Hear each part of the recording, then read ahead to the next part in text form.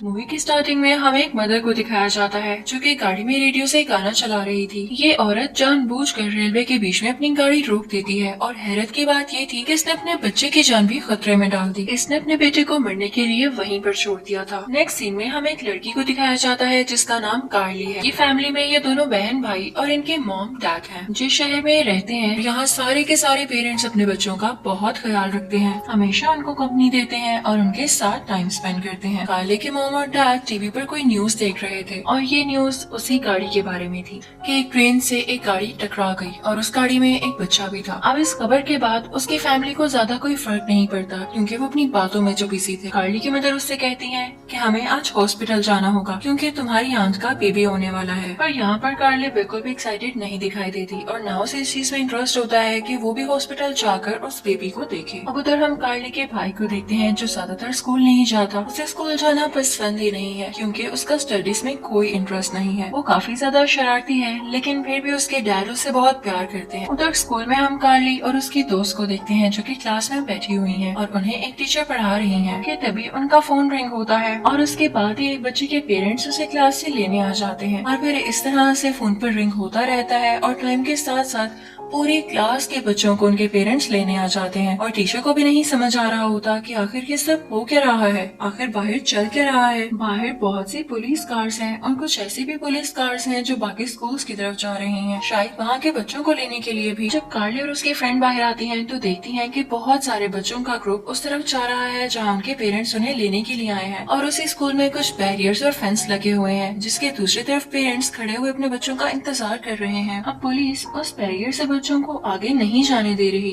तभी हम देखते हैं कि एक बच्चे को उसके पेरेंट्स बुला रहे हैं और वो भी भागता हुआ अपने पेरेंट्स की तरफ जाता है, लेकिन उसके टीचर्स और पुलिस उसे रोक लेते हैं और बैरियर के उस तरफ नहीं जाने देते। लेकिन वो बच्चा जिद में आकर अपनी माँ की तरफ दौड़ता है और फाइनली उन तक पहुँच जाता है, लेकिन जिसका डर था वही होता है। वो माँ कार की चाबी से अपने बच्चे पर अटैक कर देती है और देखते ही देखते उसे मार देती है। और सिर्फ यही नहीं, सारे पेरेंट्स का ही यही हाल हो रहा था। बाहर के हालात बहुत खराब हो रहे थे। अब क्योंकि पेरेंट्स काफी ज्यादा तादाद में, काफी ज्यादा क्वांटिटी में बाहर जमा हो चुके थे तो वो स्कूल के अंदर आने में कामयाब हो जाते हैं। अब ये देखकर सारे के सारे स्टूडेंट्स यानी उन पेरेंट्स के बच्चे भागने लग जाते हैं क्योंकि उन्होंने सब अपनी आंखों से देख लिया था कि पेरेंट्स कैसे अपने ही बच्चों को मार रहे हैं। अब स्कूल सिक्योरिटी भी पूरी कोशिश कर रही थी कि बच्चों की जान बचाई जाए और उन्हें कोई प्रॉब्लम ना आए। अब उधर कार्ली और उसकी दोस्त खुश हो रही होती है कि थैंक गॉड अभी तक हमारे पेरेंट्स हमें लेने नहीं आए वरना वो हमें भी मारने की कोशिश करते। अब जब कार्ली का दोस्त अपना एग्जाम देके बाहर जाता है तो देखता है कि उसके पेरेंट्स नहीं हैं, तो वो अपने घर चला जाता है और देखता है कि जिस चेयर पर उसके फादर बैठते हैं वो चेयर खाली है, यानी उसके फादर घर में कहीं पर भी नहीं है और घर की हालत भी थोड़ी खराब सी है, जैसे यहाँ पर कुछ हुआ हो। अब जब लड़का देखता है कि घर में इतनी सारी चीजें बिखरी हुई हैं तो उनको सिमेटने लग जाता है। पर तभी उसे रियलाइज होता है कि जैसे उसके पीछे कोई है और वो उसके फादर ही होते हैं जो उसे एक जोरदार थप्पड़ लगाते हैं और उसके बाद शीशे की बोतल को तोड़कर उसे थोड़ा स्लाइड करते हैं ताकि उसे नुकीला और तेज कर सकें और अपने बेटे पर अटैक कर सकें। वो लड़का यानी कार्ली का फ्रेंड खुद को बचाने की बहुत कोशिश करता है लेकिन उसके फादर पीछे पीछे हैं और अचानक से पता नहीं उन्हें क्या होता है कि वो उसी बोतल से अपनी गर्दन में सुराख कर लेते हैं यानी खुद की गर्दन को जख्मी कर देते हैं। यहाँ पर वो लड़का काफी उदास हो जाता है क्योंकि वो अपने फादर को इस हालत में नहीं देख सकता था, उनकी मदद करना चाहता था लेकिन कैसे करे उसे ये समझ नहीं आ रहा था। अब उधर हम कार्ली की मदर को देखते हैं जो काफी रो रही होती है क्योंकि अफसोस यानी दुख हो रहा होता है कि कार्ली मुझसे बात नहीं करती और कितनी बदतमीजी करती है। लेकिन तभी यहाँ पर उन्हें अपनी बहन की तरफ से कॉल रिसीव होती है कि उनका बेबी हो चुका है। अब उधर हम कार्ली और उसकी दोस्त को देखते हैं जो कि स्कूल से भागकर कार्ली के दोस्त के घर ही आ गए हैं दोनों। अब बाहर कार्ली जो बैठकर टीवी देख रही थी वो सोचती है कि अब तो इतनी देर हो चुकी है, मेरी दोस्त को अब तक वापस आ जाना चाहिए। अब उसे ताल में कुछ काला लग रहा होता है यानी वो सोचती है कि जरूर कोई ना कोई गड़बड़ है, तब उठकर घर में अपनी दोस्त को ढूंढने लग जाती है। पर जल्दी उसे पता चलता है कि उसकी दोस्त को उसकी अपनी माँ ने ही मार दिया है।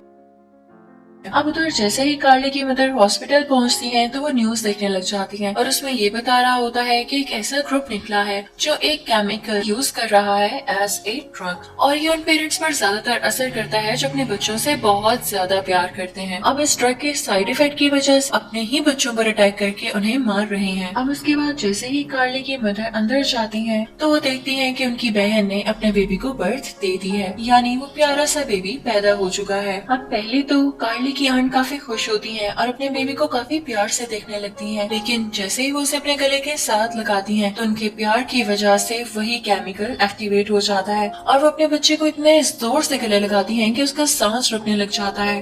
अब यहाँ पे कार्ली की मदर तो पहले ही वो न्यूज सुन चुकी थी, तो वो उसे बच्चा छीनने की कोशिश करती है और साथ ही साथ वहाँ पर मौजूद डॉक्टर्स भी, पर वो तो बेबी को छोड़ ही नहीं रही होती। लेकिन फिर भी कार्ली की मदद कोशिश करके उस बेबी को छुड़ा लेती है। लेकिन इसके बाद कार्ली की आंट एक कटर से अपने बेबी पर अटैक करने की और उसे मारने की कोशिश करती है, लेकिन कार्ली की मदर उस बेबी को दूर ले जाती है और उसकी जान बचा लेती है। अब उधर कार्ली जब देखती है कि उसकी फ्रेंड को उसकी अपनी मदर नहीं मार दिया है तो वो वहाँ से डर के बाहर आ जाती है और रास्ते में भी वो बड़ी अजीब अजीब चीजें देखती है, जैसे कि रास्ते में वो एक फादर यानी आदमी को देखती है जिसने अपने ही बेटे को मार दिया है और वो भी बेसबॉल के बैट के साथ कत्ल कर दिया है। वो ये देखकर डर जाती है और आगे बढ़ने लगती है, लेकिन तभी उसके पीछे उसका वही दोस्त आता है जिसे वो पसंद करती है। वहाँ उन दोनों में बात हो रही होती है कि कार्ली तो अभी तक सेफ है क्योंकि उसकी मॉम उससे इतना प्यार नहीं करती, क्योंकि कार्ली भी उनसे प्यार नहीं करती और उनका बॉन्ड अभी इतना स्ट्रॉन्ग नहीं है कि ये केमिकल उन पर असर कर सके। तो अब जिसकी जान खतरे में है वो कार्ली के छोटे भाई की है,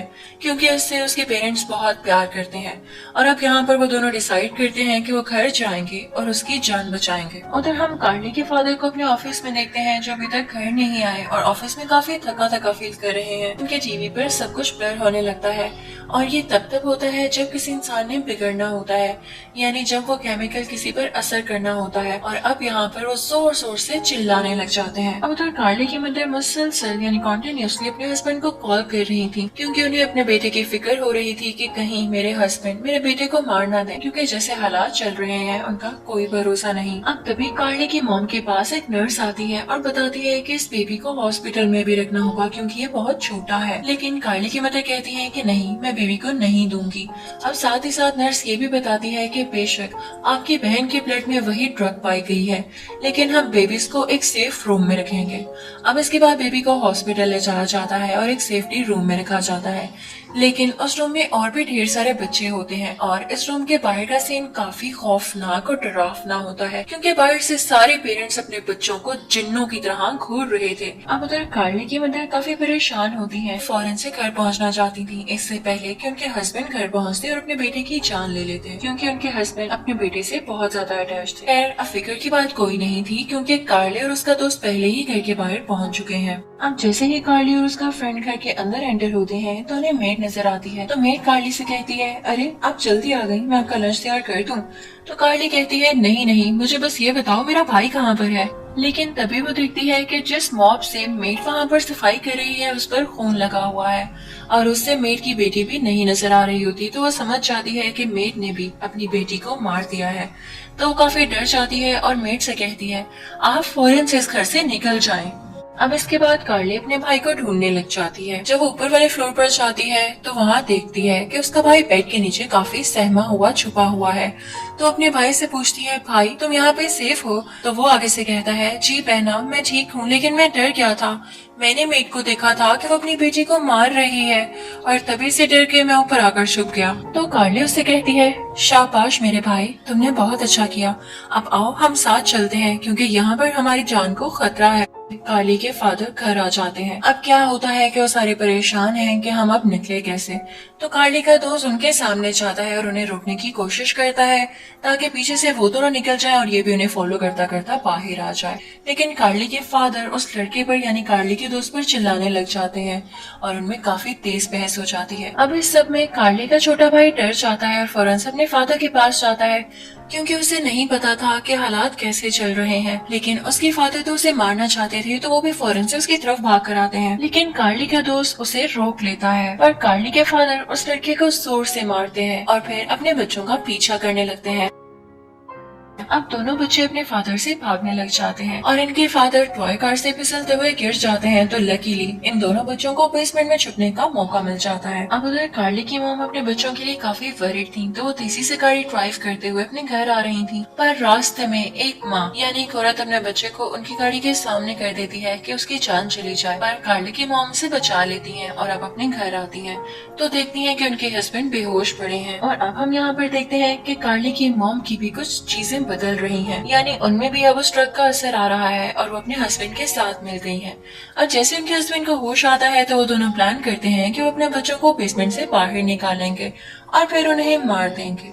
अब ये दोनों उधर जाते हैं। कार्ली की मॉम अपने बच्चों से बड़े प्यार से बात करती है कि देखो बेटा, बाहर आ जाओ, मैं बिल्कुल ठीक हूँ, मुझ पे इस ड्रग ने कोई असर नहीं किया और शुरू से मैं तुम लोगों से ज्यादा फ्रैंक नहीं थी ना, तुम लोग मुझसे फ्रैंक थे, तो मैं तुम लोगों को नहीं मारूंगी, बाहर आ जाओ। तो वो कहती है कि सॉरी मामा, हम बाहर नहीं आ सकते, क्योंकि उनके फादर भी बाहर थे। और जैसे ही उनके फादर ये बात सुनते हैं तो वो चिल्लाने लग जाते हैं और अपने बच्चों को बहुत बुरा भला कहते हैं। कार्ली की मदर एक चाकू उठाती हैं और ड्रिल मशीन से उस दरवाजे को तोड़ने की कोशिश करती हैं, पर वो दरवाजा इतना स्ट्रॉन्ग होता है कि नहीं टूटता। अब जब बच्चे भी बाहर नहीं आ रहे होते और दरवाजा भी नहीं खुल रहा होता तो उनके फादर ये डिसाइड करते हैं कि जो गन मैंने छुपाई हुई थी मैं उससे इनको शूट करूंगा। लेकिन लकीली वो गन उनका छोटा बेटा ले चुका था और वही अंदर से शूट कर देता है, तो वो उनकी मदर के हाथ पर लगती है और उनकी मदर जख्मी हो जाती हैं। अब जब कार्ली के फादर अपनी वाइफ का जख्म ठीक कर रहे होते हैं तो दोनों प्लान बनाते हैं कि अपने बच्चों को बेसमेंट से निकालने के लिए हम बेसमेंट में गैस छोड़ देंगे। बच्चों के रूम में यानी बेसमेंट में गैस छोड़ देते हैं ताकि इनके बच्चे सांस ना ले सकें। अब नेक्स्ट सीन में हमें दिखाया जाता है कि कार्ली की मदर को उसकी थोड़ी सी फिंगर निकली हुई नजर आती है और वो उसे काटने की कोशिश करती है, लेकिन कार्ली अपनी उंगली बचा लेती है। फिर उसके बाद वो लोग दरवाजे के साथ ही खड़े हो जाते हैं ताकि अपने बच्चों की चीखें सुन सकें जब वो गैस से आहिस्ता आहिस्ता मर रहे हों। लेकिन बच्चे अभी मर नहीं पाते तो उन्हें ये होप होती है कि शायद सारी रात कमरे में गैस जमा रहे और उसकी वजह से इनका दम घुट जाए और ये मर जाए। अब काफी देर बाद हम देखते हैं कि गैस ने अपना असर करना शुरू कर दिया है। कार्ली तो परेशान होती ही है, लेकिन वो अपने भाई को देखकर और ज्यादा परेशान हो रही थी क्योंकि उसका रंग पीला पड़ रहा था और अब कार्ली को भी सांस लेने में बहुत प्रॉब्लम हो रही थी।